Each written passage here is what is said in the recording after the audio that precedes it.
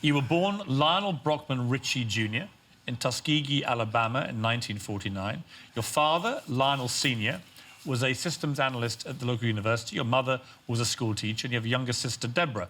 Obviously, a very difficult area to grow up as a young black boy, but was it that difficult for you personally and your family? We didn't know anything about racism.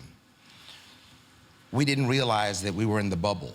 Every other person I knew was doctor, lawyer, PhD, you name it. And it was a very strange town because exactly 2.5 minutes outside of the city limits of Tuskegee, you were in Klan country. But we stayed on this university campus. What we didn't know was our parents, every time the Klan would drive through town, they put us to bed early. So we never saw it. So you were protected, really? Totally in the bubble. You know, like a bubble, yeah. And I kept saying to my mom and dad as I got older, why didn't you want us to see it? They said, because we didn't want to put any limitations on you whatsoever. We didn't want you to even know about it.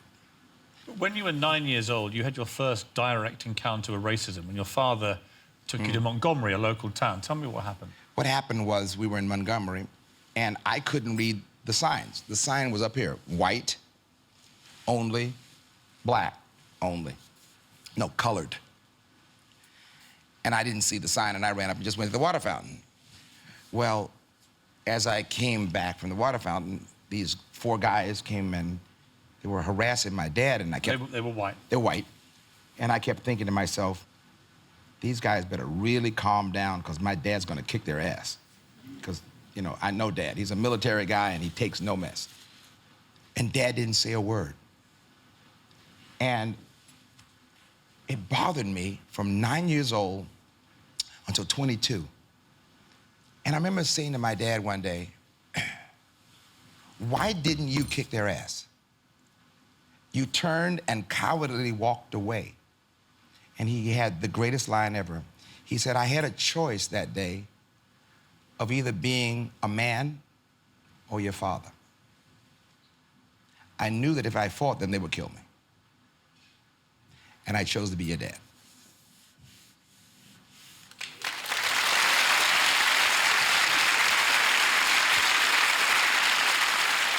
You recently criticized the rapper Kanye West for using the N-word.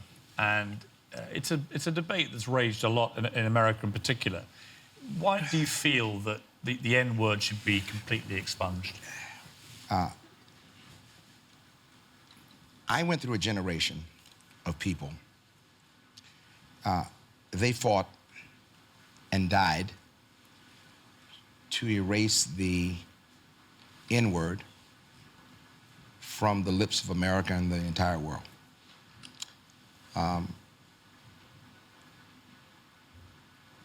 And then one day I woke up and said, enough is enough.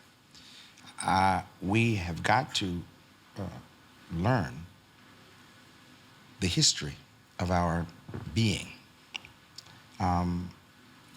If we cannot respect ourselves, then you cannot ask the world to respect us. And it was at some point I had to just wake up one morning and say, guys, we've got to change this equation. There's a statement that we were using back when I was growing up. I'm black and I'm proud. And my dad couldn't accept the word black. Because even then, he was saying, I fought because you called me black. But to bring the N-word back from slavery, to bring the N-word back from all of the, you know, and making it a pop phrase, it's a pop phrase. We're teaching the world to say it properly. Is unacceptable. And so I think it's time that we step up to the plate and go, guys, you know, if you missed that education, then let me give you the education that goes along with this. You were at university studying economics, but decided to quit and join the Commodores full-time when you were in your final year. That must have gone down really well with your parents. That was really spectacular. I show up with Ronald Lapred, who's on the tape, and an afro this size. And my father had the greatest line. He said, well, he said, you have 2 or more kids for the idiot factor.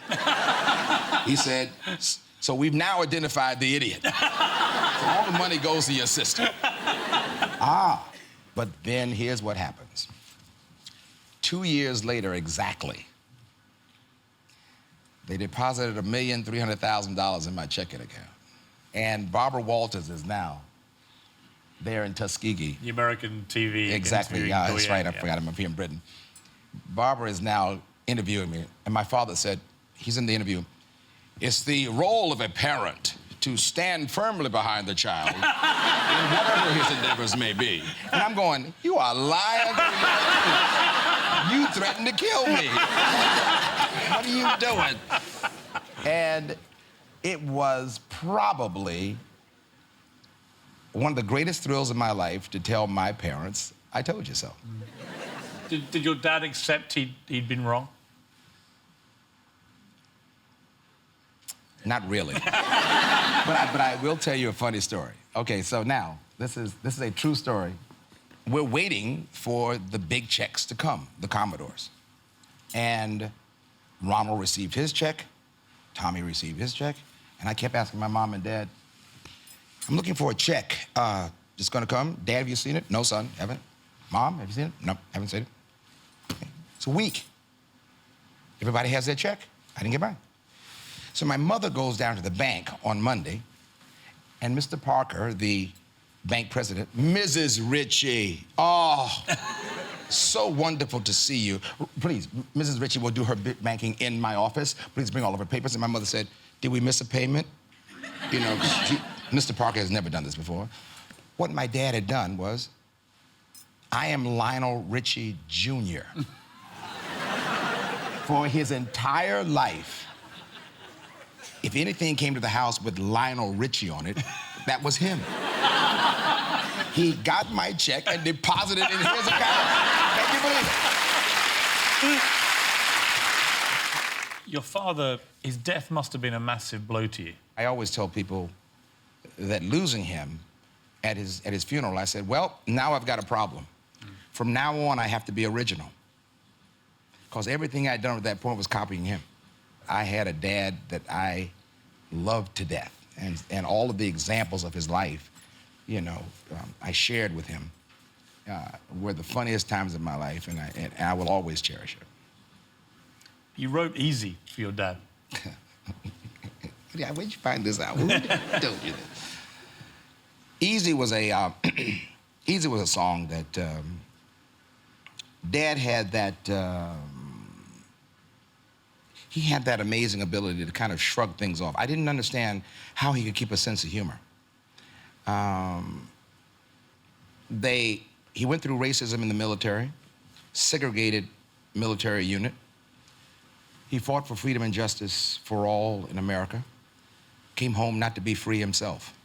Couldn't vote in the land of the free, home of the brave. And I could never figure out why he had this amazing sense of humor. And he would say to me all the time, you know, if you lose your sense of humor, they got you. And so why would anybody put chains on me? I paid my dues to make it. Everybody wants me to be what they want me to be. I'm not happy when I try to fake it. You know, and it's those lines, he didn't fake life. He didn't fake his emotions. He told it like it was, and I admired him for that. While your father was ill, your marriage to Brenda began to break down. Was that your fault completely? Oh, yeah. Well, it was my fault mainly. The best thing was I fell in love. The worst thing was I was still married. Yikes.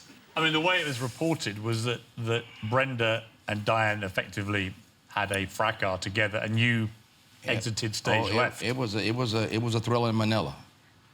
It was more screaming and hollering than it was fighting, which is even more devastating because I was still portrayed as the same guy. You, and you, and you, and you.